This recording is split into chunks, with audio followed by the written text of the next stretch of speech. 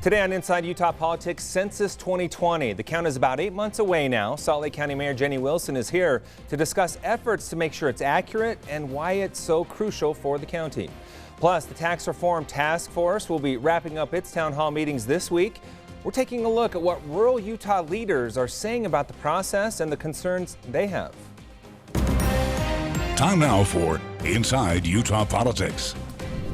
Good Sunday morning, and thanks so much for joining us for Inside Utah Politics. I'm Glenn Mills. We begin this morning with Salt Lake County Mayor Jenny Wilson. She's here to discuss what the county is doing to ensure an accurate census count. Mayor Wilson, great to have you back on the show. Thanks for being here. Thank you. This is a really important issue for the county. So let's just start off with that. Talk about the impact of the census on your job, overseeing the county, and how important that is. Well, by last census count, a decade ago, we had over 1 million people identified here in Salt Lake County. And as we look at the next decade, we want to make sure that every person is counted because we rely on that data for planning, and of course we rely on that data for federal funding and state funding even. Yeah, talk about that, the breakdown a little more. $5.7 billion in federal funding received in 2016. Talk about how much of that goes to you and what programs that goes to. Well, the federal funding trickles down for transportation purposes. It comes down to us for human services purposes, and it's important that Utah receives its fair share. So all the reason for going out, and we put a little additional money of our own in from the county perspective to make sure we get a full count. Let's talk more about concerns that you see. Obviously, we're hearing a lot about this, politicized quite a bit as well. As we go into the final months before this begins, what are the main things you're looking at that you really want to make sure is on track before we get there? Well, there was a lot of talk about whether or not there would be a citizenship question, and it doesn't look likely that that will happen. There were some court decisions that led the president to change his tune on that one. So it looks like from latest word that will likely not occur, which is a good thing. Additionally, we're going to more of an internet-based system now. And so with that, I think there's an opportunity for marginalized communities and the elderly students that are moving around to be missed. And that has actually been a problem in the past. Yeah. Talk about that. It is a problem. I mean, I think that not everyone has access to information equally, access to resources equally, like computers. You know, somebody might say, hey, just get to your local library where we do have computers, but it's sometimes trickier than that. So I think it's important that we have people on the ground, we have our community groups reaching out and really get the word out and encourage people. It is fairly simple to take care of the form itself, but I think just getting the word out and getting people, just like we are really always encouraging people to vote, we want people to fill out the form. We'll get into more specifics on how you guys are efforting to make sure that happens, but I want to ask you real quick, even though the citizenship question, it appears, is not going to be on there, are you still concerned that people may feel like they're not safe in answering the census questions? Well, we know for all services, all government actions, we see a certain percentage of the population, especially the undocumented population, unwilling to step up. And we see in Utah a lot of integrated families where you might have a parent not born in this country, but the children born here. And often even the citizens, the children who are born here, don't feel comfortable filling out the form.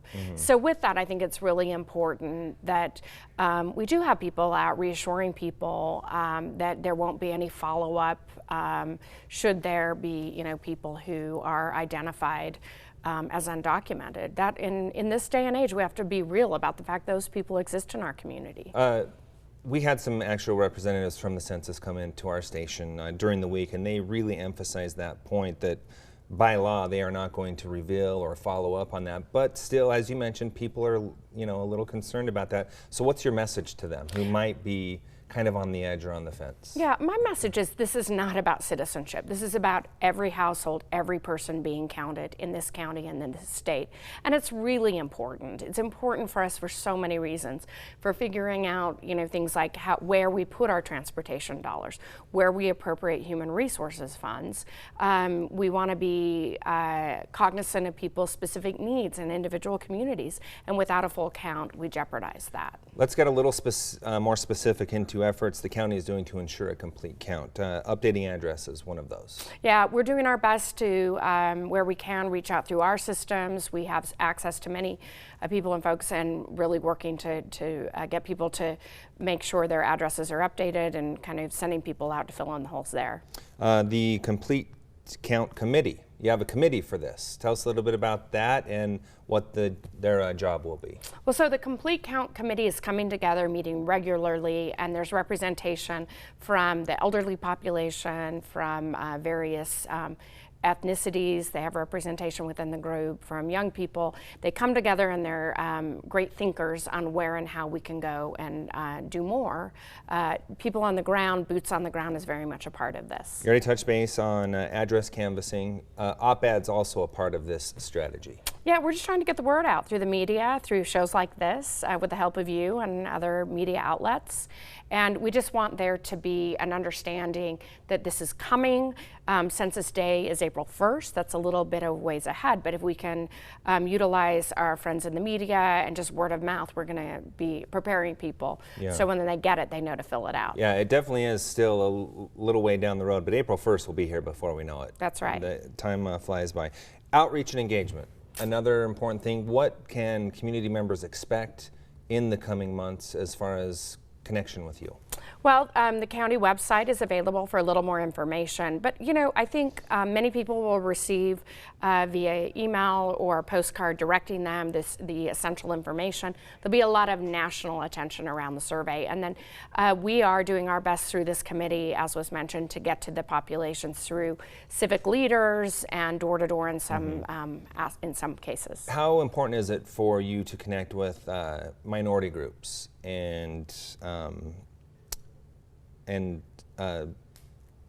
the word here is refugee groups. That's what I was trying to say. Minority and refugee groups. Well, very much so. I mean, we know that 12% of the county population is actually born outside the U.S., so that's a key population to reach out to. We have quite a few refugee families, as you know, that have settled here that may know nothing about the census, so our contacts to the refugee leaders is really key in this as well. Okay, fantastic. One more time, hand out that website where people can get more information as well. It's our main county website, slco.org. All right, easy enough. Thanks so much for your time. I appreciate it, and we will continue to follow this, a very important issue in our community as it comes closer. Thanks for being here. Thank you. Coming up, the United Utah Party wants to take term limits to you, the voter. Our panel will weigh in on the proposed ballot initiative. But first, tax reform and rural Utah. As the state considers a major overhaul, rural leaders are keeping a close eye on the process. More on that right after the break. Stay with us.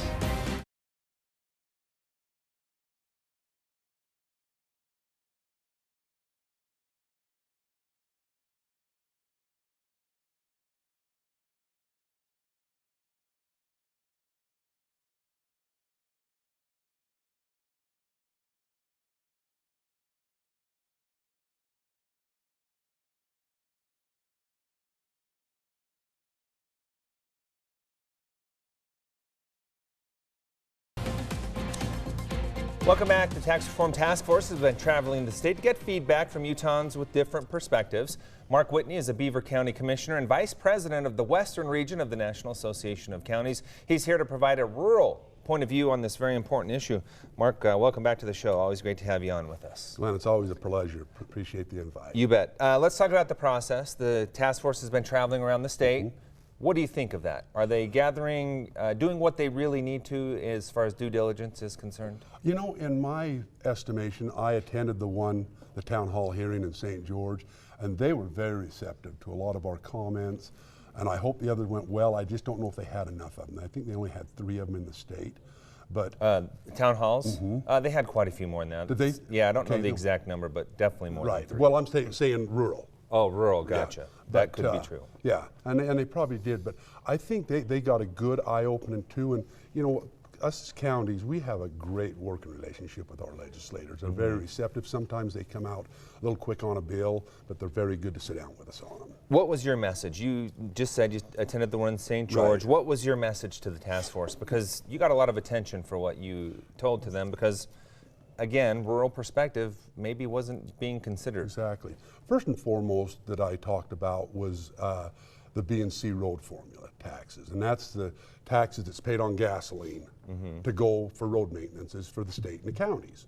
Okay, now in consideration last year, the state of Utah took in $565 million in gasoline taxes. Of that $565 million, counties get 30%, the state gets 70%, but we have to split that 30 with the cities too. So we get $169 million to do it. Yet cities and counties, and mainly counties, we have to maintain 90% or 70% of the lane miles in the whole state of Utah. In my county alone, I have 900 miles of road to take care of, which is a little over $1 million of B&C road formula funds coming. So you can see how tough that is. Okay. You also really took a tough angle on the services. That's what we saw proposed in HB 441. Talk about the impact you believe taxing services would have on rural Utah. Well, it's not only rural Utah, it's Utah as a whole. And if you look at our economy right now, the GDP, the gross national product, the magical word in that is P, product. They're trying to do a shift from taxing products to services because the taxes are down. You know what the biggest reason for that? Internet shopping. They're not collecting the taxes on that. So they wanted to make the shift to the services. Take a county like Paiute County, my little neighbor to the east. They don't even have a dentist. They don't have a doctor. They don't have an attorney. As Darren Bushman, one of my dear friends and commissioner there, said, we don't even have a carpet cleaning business. We're not going to have any taxes if they do this. So again, when it was rolled out, the infancy, they needed to readdress it and look at it. Okay, so do you agree something needs to be done to shift no question. the tax I think base? I'm not certain that I'm, fully aware. I just think that it needs to be addressed and really studied hard. Okay, let's talk about solutions though that you think might be effective. Again, I think number one is they need to make it a lot easier and I've got several friends that run the online businesses for these retail businesses. The state of Utah does not have an easy formula to get them to pay those taxes. And I'll show you a pie chart later. I'll send it to you. So you're talking about internet purchases. Exactly, online internet purchases. And some states now are, and he's told me this, that they finally said, you know what, we're getting 6%, we're gonna give them 1% to do the paperwork. And 5% is better than 0%. If you saw the difference of what Utah's collecting versus what is being sold, that is number one where they need to look at. Okay, so internet sales. Absolutely. What do you make of the conversation that maybe we need to loosen up the income tax and not make it so that it all goes toward education? Again, that's a hard road to follow down because I'm a big advocate for education. However, and I may get chastised over this, but sometimes I get tired of it being ate up in administration and never making it to the classrooms. That's where they need to look at it, is how to streamline and get these dollars into the classrooms and not ate up with so much administration. Okay, so the final town hall will be this week, and then the task force will make recommendations, potentially for a special session. Do you think this can realistically get done in a special session, or do you think they need to slow down and look into this as you suggested just a minute or two ago? Yeah, I don't think they're going to be able to. I think they need to study it a lot in the interim, but then also in the general session coming back. And even if they can't come to some consensus there, then let's even make it another year, because it's something that just can't be, you just can't pull a trigger and knee-jerk reaction on it. All right, this is something we will certainly be watching, a big impact on all of us all across the state, and we certainly appreciate your perspective coming here today on the show. Thanks so much for being here. All right, still to come here on Inside Utah Politics, another round of testimony for Special Counsel Robert Mueller. What do most Utahns think about the partisan back and forth? Our panel weighs in after the break. Stay with us.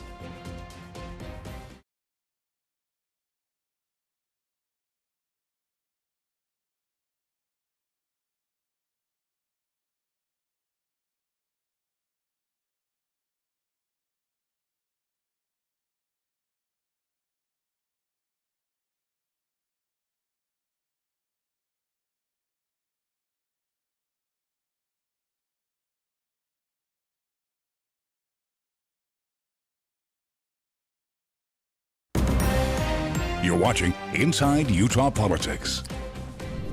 Time now to debate some of the big stories of the week with the Inside Utah Politics panel. This week we have State Representatives Carol Spackman-Moss and Mike Winder. Great to have both of you with us. Thanks so much for being here. Good to be here. Thank you. Let's start off with term limits. Going to be an interesting conversation moving forward because the United Utah Party announcing it is going to file a ballot initiative. Let's start with you, Carol. You've been well beyond in office what this term limit would be.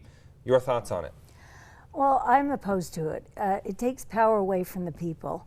When they like a representative, they like their legislator, they want to keep them there, they're automatically off the ballot after a certain amount of time. That takes away their choice. They should be able to choose the people they want. So you lose effective legislators that their constituents are happy with. Mike, you have kind of an interesting take on it, that you side with Carol on the local side, but nationally maybe you think it's worth looking into. Well, locally, it seems what we're doing seems to work. Utah is a well-managed state, and other legislatures that have passed term limits, it backfires. We saw that in Arizona. Nationally, Congress is so broken. Dig into we need that to try a little something more before you move on. Okay, What happened the in state of Arizona passed term limits, and they actually found that retirements dropped 10% that year because everyone said, well, I'll hold off till it's an open seat, and they kind of gave them that full 12 years to finish. So term limits actually tend to backfire on the local level. The national level, I think a lot of us agree Congress is so broken, we got to try something different when they're spending a third of their day on fundraising calls for that next re-election. Your thought on how it might impact women also? Women are impacted, and they found rather than increasing the number, it decreases. For one thing, women, there isn't as big a bench, if you will, for women. They're starting to be, but when a woman leaves, if they're term limited, a man usually replaces them.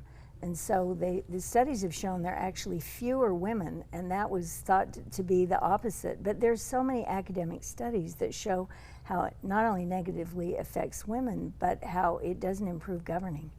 The argument on the opposite side, obviously, though, is we don't want career politicians. We have some people in the state legislature, it's very limited, that have been in a very long time. You obviously are one of those. Address that argument. You know, there's not a lot of people who, for what, $12,000 are willing to spend 7 weeks a year away from their day job and interim meetings and everything else besides.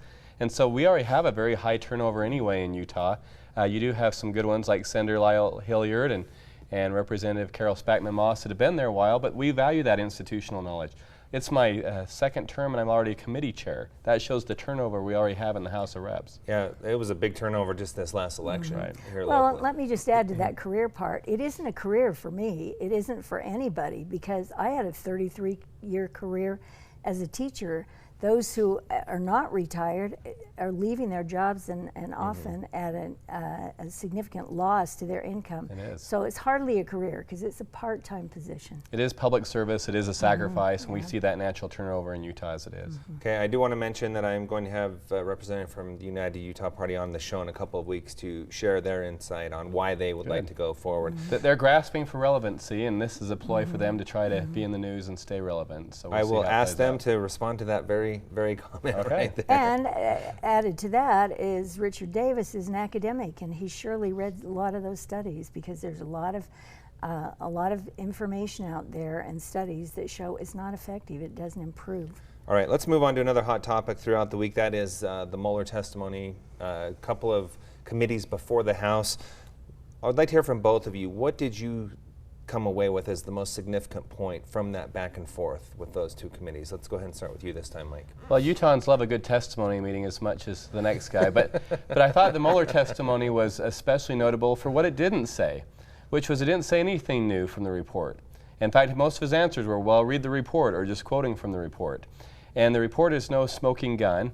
It's ugly in places, certainly, but for those who want to come after this president, they will continue to use it to beat him over the head. All right, I love the reference there. I tend to fall asleep in testimony meeting, though. Well, and a lot did during the Mueller report, too. Okay, your thoughts? Yes, you could fall asleep reading it because it's very dense. I've tried. The most significant thing that came out of it was the clarity from Mueller about the interference in the election from foreign governments, specifically Russians. I mean, it's very clear there was interference. He wouldn't answer the question about whether it change the outcome of the election. But that is a very serious problem, and it's something that we need to address because our democracy is at stake here, and our elections are a sacred part of our democracy. Yeah, let's hit on that, because even before the elections, we had even local politicians sounding the warning signal about they are messing with our elections. Are you confident that lawmakers will come together and address that effectively? I'm not. I'm not sure that there's an easy answer out there. I think we agree that it is a threat on our democracy when foreign hostile governments try to meddle in our elections, which I think all of us should decry. But there's not an easy solution to it either when there's so many ways to buy Facebook ads and different social media infiltrations these days. So are we going to get to the point where people are welcoming it because it provides them with information potentially to win an election? I think that's just an appalling thought. And right now, when they're considering that in Congress, and I'm hearing that that it won't even be taken up by Senator McConnell in the Senate, that's wrong. This isn't a partisan issue. There's a lot at stake here on elections. I mean, it can be just the opposite depending on who wins the election, or 4 more years after that, it could be the other side. So we have to do something now, and we have to do something significant. Okay, any additional thoughts well, on that? I do have great faith in our local county clerks and in the elections that they run here in Utah. I think we have a well-run system here, but it's the social media ads and other things that foreign governments that can skew it. We're not worried about them hacking our election. In In some be on cases guard, they are. but there's no proof that that's ever happened. So you make a point there that it's the influence outside of that. Right. I'm not saying we don't need to be on guard that they could, but we just haven't seen all that to this those point. fake groups on Facebook and other social media that were done by Russian bots, they influence people because they followed them. Yeah, that's a key point right there.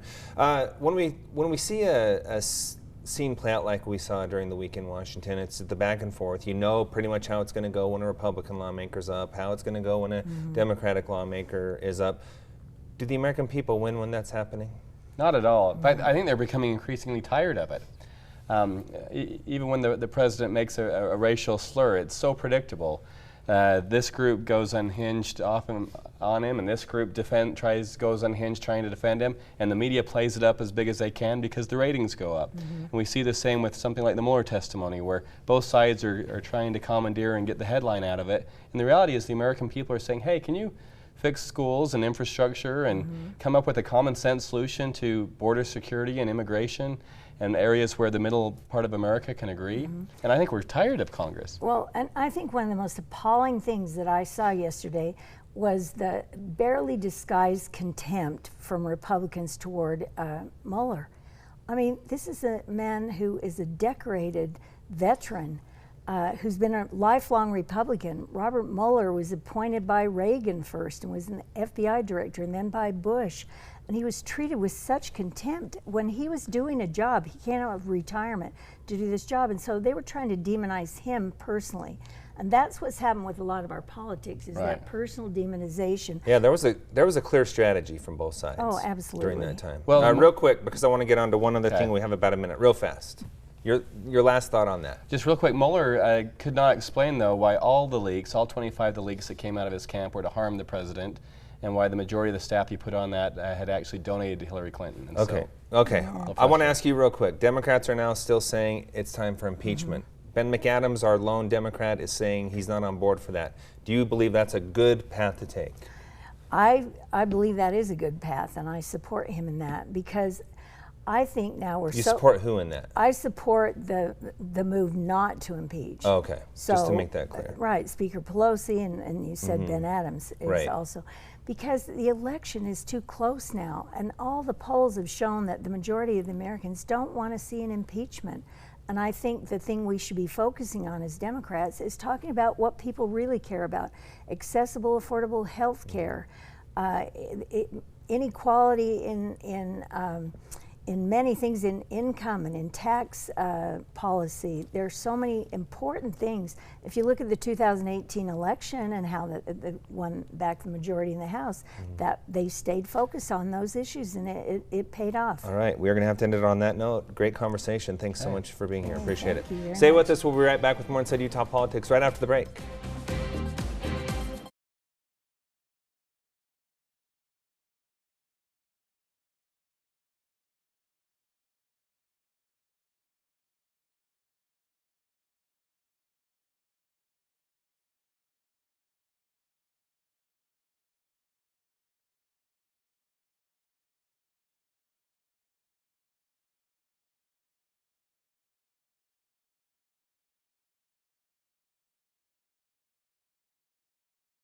We leave you now with a look at what's on the radar in the world of politics. We've been talking about it on this show. The final town hall for the Tax Reform Task Force is this Tuesday. The open house begins at 6 p.m. The town hall starts at 7 p.m.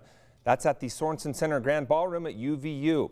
And the municipal primary election is on Tuesday, August 13th. Mail-in ballots have already been sent out.